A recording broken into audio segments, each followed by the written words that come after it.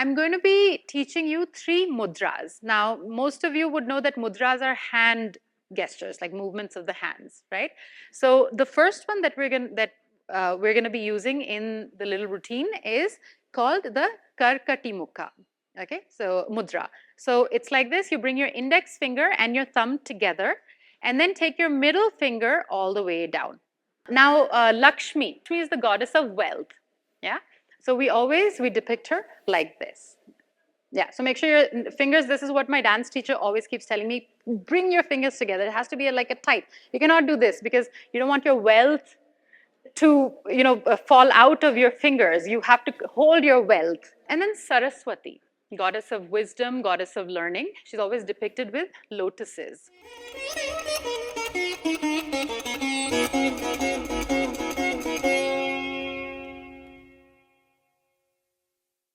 Thank you for being here. I've tried to incorporate a lot of the things that I work on in today's session.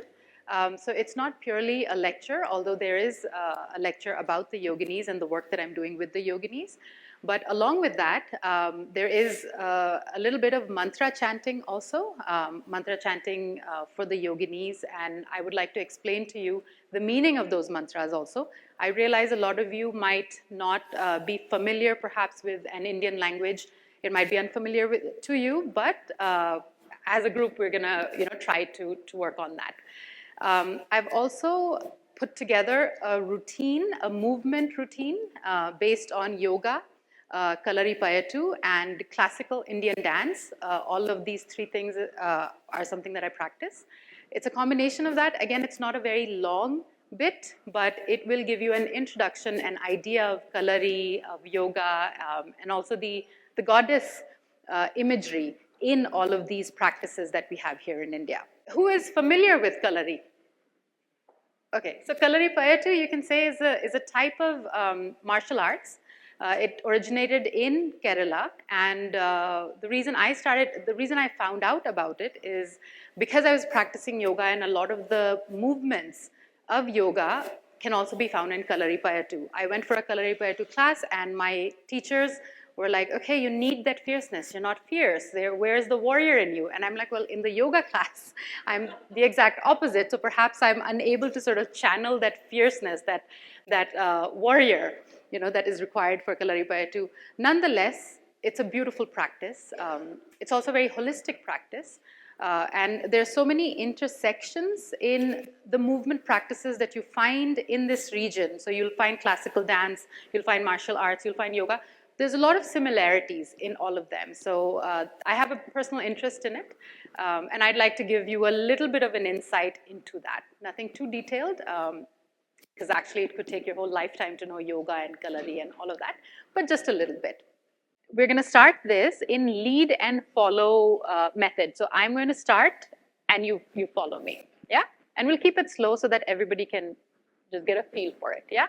So please just try to feel the words on your tongue, okay? Because Sanskrit is a beautiful language. The sounds are unique. It's just a beautiful language that you can almost sort of, it rolls off your tongue. You can taste it. You can feel it in your tongue. So even if it's unfamiliar, try and just sense it, get a feel for it, yeah? So let's begin. So go ahead and let's read out the first line of the mantra. Ya Devi. Sarva Bhuteshu Shakti Rupena Samsthita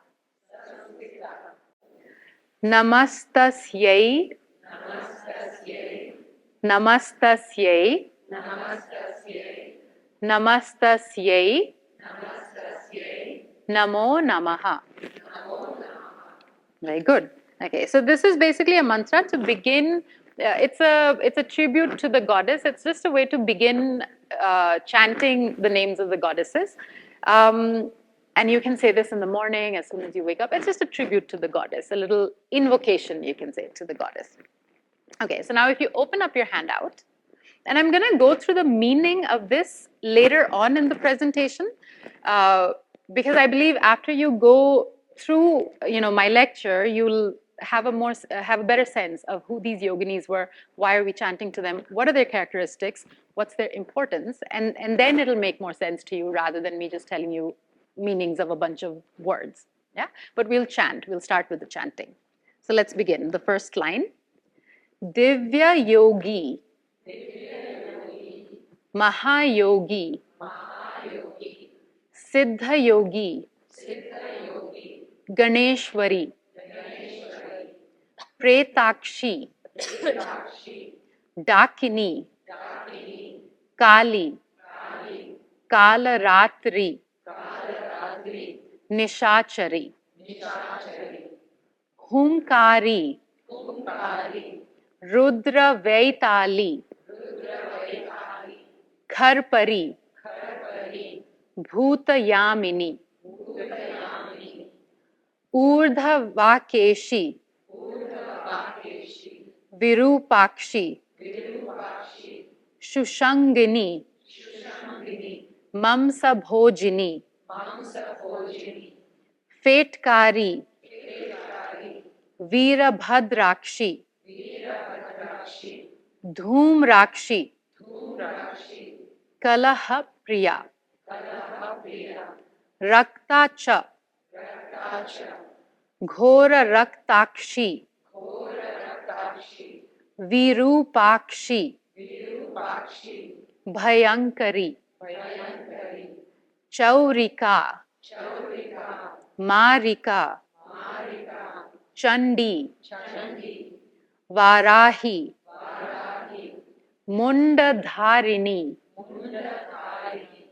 Bhairavi, Chakrini, Krodha, Durmukhi, Pretavahini, Kantaki, Dirghalamboshti, Malini, Mantra Yogini, Kalagni, Mohini, Chakri, Kankali, Bhuvaneshwari,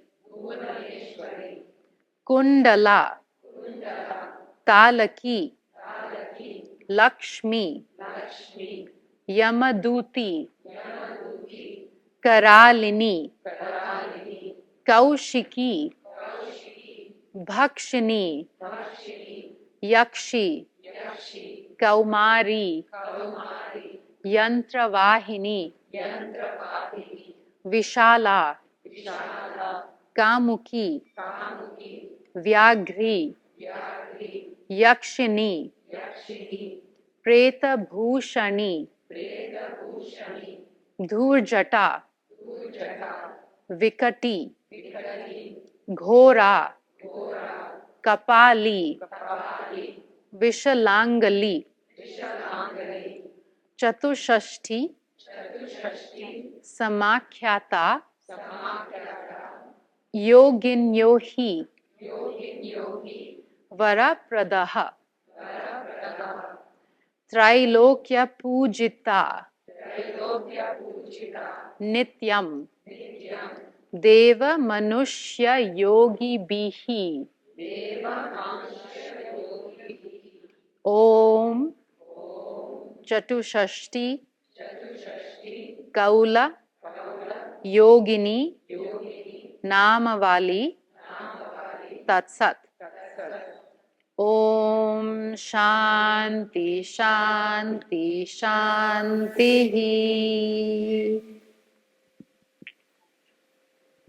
All right. Okay, so this is for you to keep with you. These are basically just the names of the goddesses, but Sanskrit is a very deep language. Many words have many meanings in Sanskrit, and especially when you put them in the form of a mantra or in the form of poetry, every word can take on a different meaning. So while a lot of scholars, this is just basically the name Yoginis, I've actually tried to look at what it could mean. What is it saying about the Yoginis beyond just the name of the Yoginis? All right. Okay, so today's movement session, it's a very small one. I'm going to be teaching you 3 mudras. Now, most of you would know that mudras are hand gestures, like movements of the hands, right? So the first one that we're going to be using in the little routine is called the Karkati Mukha. Okay, so mudra. So it's like this: you bring your index finger and your thumb together, and then take your middle finger all the way down.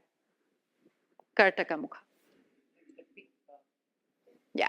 So this symbolizes many things in dance. Okay. One of the things is that it's a feminine movement. Okay. So you'll see, like in classical dance, if I have to say, okay, I'm wearing my earring. Okay, so I'll be doing this, or that I've worn a garland. So Kali has a garland of skulls around her. Or if I have to show that I'm looking at a mirror and putting on my sindoor or my bindi, so like a dancer will just show it like that. Okay. So it's a beautiful movement, and also, yeah, parrots, a lot of birds, a bird-like movement, but also it can also be that I am shooting an arrow. So the same mudra, okay, can be that I'm decorating myself, adorning myself, necklace or the bindi, but I can also be shooting an arrow. And in today's movement session, it'll be that I am shooting an arrow because I'm channeling that aspect of the of Kali. I'm channeling Kali. Yeah. So what's the name of the? This is Karkata Mukha. Okay, so we're all gonna take the index finger and thumb together, okay, like when you sit for meditation. And then you bring your middle finger all the way down and you try to touch your palm with the middle finger. The other 2 fingers stay out. Yeah? So I found this also in Indian classical dance, that they focus a lot on hand exercises, because this initially when I started practicing, this was not easy for me. Like to hold it, it's not easy, and to move with it and sort of express yourself with it is not easy. So this requires a little bit of practice. Yeah. Okay. Now, how do we depict Kali in popular culture? Everyone is familiar with the Kali figure of Kali, and how is she usually depicted? Bhayankar, yeah. Yes, with the tongue, yes, and that is very popular in classical dance. Yes, we do that. Another thing we see with Kali is always sometimes she's holding a skull, right? So in classical dance, she always holds a skull, and she takes the other hand and sort of cuts the skull with it, or cuts the head, the neck off. So this is also a movement for Kali in classical dance. The head, yeah, the hair. So she's holding the head with the hair, right? And then you'll see the head, and she's cut off the neck. Yeah, she's decapitated the person. Yes, and with the tongue out. Yes. Okay. Now Lakshmi. So, okay, Lakshmi. Now Lakshmi is the goddess of wealth. Yeah. So we depict her like this. Yeah, so make sure your fingers, this is what my dance teacher always keeps telling me, bring your fingers together. It has to be like a tight. You cannot do this because you don't want your wealth to, fall out of your fingers. You have to hold your wealth. Now, why in yoga we keep saying don't spread it, keep it, the wealth Yeah. flow out. Yeah. Also, it's like this. We're not on top of each other. We're like this. Yeah. It's usually, it's not really, because in dance you can depict it in either way, but usually it's like the hand is going up and she's blessing you, yeah, giving something with the left. Yeah, yes, like that. And usually she'll be, the hand will be here, not here, but usually like in front of you. And then Saraswati, goddess of wisdom, goddess of learning. She's always depicted with lotuses. Okay, so you bring your thumb and index finger together and you pull the rest of your fingers in. So you're holding a flower, the stem of a flower. Yeah. So like this would be Saraswati. Yeah. So these are the mudras that we'll use today. And all right, what are the yoga postures? So these are dance mudras, because actually you don't find these mudras in yoga. You have lots of mudras in yoga, but you won't really find the ones that we've just done in yoga practice, okay? But yoga postures. So the first one is the goddess pose. Some of you might be familiar with goddess pose. Kalyasana, Devyasana. Yes, yeah. So you basically take the legs wide apart and you sit down. So we try that, the thighs are parallel to the floor, but that's not really necessary because a lot of you might have knee problems and then you don't do that. Oh no, it's fine. It's absolutely fine. Now, is anyone familiar with Indian classical dance, Aramandi? Aramandi, okay. So in classical dance, we never spread our legs like that, never this wide, because it just doesn't look graceful. So my teacher, yeah, my teacher always says, and this is not a part of the routine, but just for your information, when we have to widen the legs in Aramandi, we take the legs out, then we come out, and then a little bit, and then you go down. So this is the posture for dance, for depicts the goddess in classical dance. In classical dance, I would never do this. My teacher hates it. Like, she's just like, it's just too much. It doesn't look elegant. Okay. Anjaneya Asana is another one that we're going to use. So Anjaneya was, it is connected to Hanuman because Anjaneya was Hanuman's mother. Okay. So Hanuman is the split, both legs out, but Anjaneya is like this. She's going to be like this, but we're going to have this posture with our mudras. Okay, so all of the postures, these postures will combine the mudras with these postures. Okay, Kali Asana, Anjaneya Asana. Oh yes, and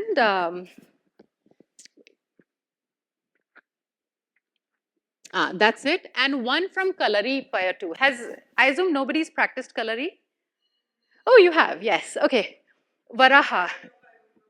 Okay, all right. So Varaha is a posture in Kalaripayattu, which is like this. So everything is a martial posture in Kalaripayattu. So here I'm getting ready to sort of swing my leg out. Okay, when in Kalaripayattu, whether it's this side or that side, from here I always get ready to sort of kick. But here we're not kicking. From here we're going to use the different mudras in the different postures and sort of put it together in like a movement dance form. Okay, bear with me. No, this is something new that we're trying. Not many people actually combine yoga with classical dance because while there are many things that overlap, we have many purists. So a pure, a person who is purely from a background of classical dance will not like, me teaching a dance which has a very wide asana. And again, yoga practitioners would not want varaha in a yoga routine. So this is a little bit different. It's offbeat. Okay. So let's get up and let's begin. So this is basically depicting the various aspects of the feminine, of the divine feminine. In Hindu iconography, in Hindu mythology, the divine feminine can be like Anjaneya, who's the mother, the nurturer, or she can be Kali, who's the destroyer. Okay, but these are different facets of the same energy. And sometimes we have to be Kali, sometimes we have to be Anjaneya, and we should be able to channel that when we need to. Also, we should be accepting of all of these aspects within us. It's just because Kali is fearsome, because she's scary, and she represents a part of us that might scare us, doesn't mean that we should deny that aspect, that part of us. If we have to accept ourselves, it should be in totality. So this routine is a tribute to the different parts of a woman, of the feminine, and yeah, I hope you like it. Okay, all right. Okay, so let's start with Kali Asana, with goddess pose. Please just do your best. Don't worry if you cannot come all the way down. Just do your best. Yeah, yeah. Some of you can come here also. It's absolutely fine. Yeah, if you cannot keep the toes completely out, it's okay to do this also. In fact, dancers always have this. Okay, now let's lift the hands up, and the first is just a namaskar in front of your chest, just to say, just a tribute to the goddess, just the mother goddess, and just give a little thought and a little invocation to the goddess. And then from here, we're going to just lift up and then go to your right side and come into Anjaneya Asana. So the mother, the aspect of a woman that is also nurturing, that's also, that gives life. Yeah, just watch, it's okay. Yeah. All right, now let's raise our hands up, lift the hands up and bring them into a namaste, and bring the namaste down to the chest and come into Virbhadrasana, warrior pose in yoga. So Virbhadrasana with the hands still in namaste. Right, and now here, let's do the Karkati Mukha. So bring your thumb and your index finger together and bring your middle finger as close to your palm as you can. Ring finger and little finger stay wide. And from here, you're going to imagine that you are stringing a bow and arrow and come into Varahi or Varaha in Kalaripayattu. Keep your hands lifted, elbows lifted. Elbows lifted. Yes, and imagine that bow and arrow. String the bow. Yes. And now from here, let's once again come up, hands in namaste, and sink down in goddess pose. And we'll do the same thing on the other side. So now to the left, come into Anjaneya Asana. And let's take the hands up, make a namaste, and bring the hands down to the middle of your chest, to the center of the chest, and come into Virbhadra, because a woman is also a warrior. And now from here, Karkata Mukha, so index finger, thumb together, and the middle finger comes close to your palms, and now string the bow and arrow and come into the Varahi, become a Varahi, who is incidentally also one of the goddesses. Good. And once again, come to the center, hands go up, namaste, and bring the hands down to the center of your chest, heart chakra. Now Kali, manifestation of Kali. Imagine that you're holding a head. Take the other hand out, the right hand. Take the right hand out. With the left hand, you're holding somebody's head, and channel that. You want to cut off somebody's head. You don't like this person. So take that hand and cut off the head. And let's do this once again, because sometimes it just feels good. Decapitate another person. And one more time. 3 is a lucky number, so one more time. Great. And now let's once again go down to Anjaneya, because Kali might have been decapitating men, but she was also a mother. So Anjaneya Asana. Yeah, hands down. And then take your hands up, namaste. Bring the hands down to your chest. And let's come into Virbhadra, Virbhadrasana. And once again, let's string the bow and arrow. So thumb and index finger together. Bring the middle finger close to your palms. And then string that arrow. Keep your arms up. Keep the hands tight. String that arrow. Yes, very nice. Take the hands up again. And Kali Asana again, or goddess pose again. And let's do the same thing on the other side. So this time, hold the head with your right hand and the sword or just your bare hand on the left, and take that hand and decapitate this person.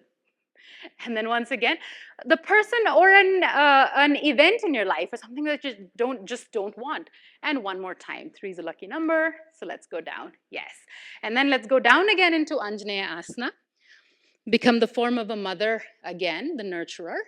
And let's take the hands up and bring the hands down to the center of your chest.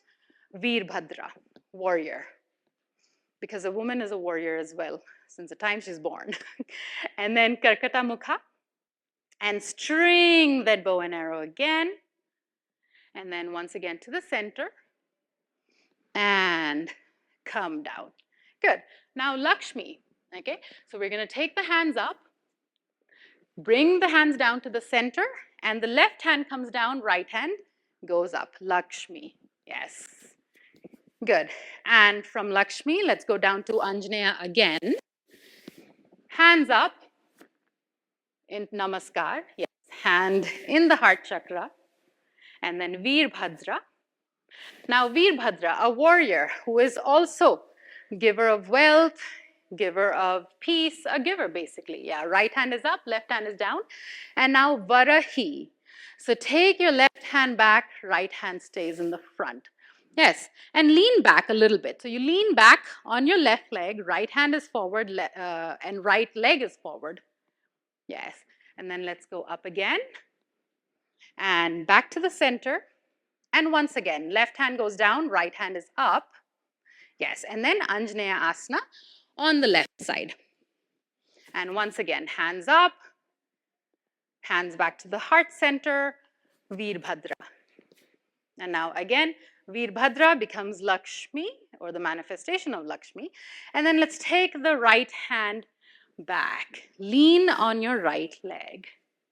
Yes. Great. Now take your hands up and hands down to the heart center. Now finally, Saraswati.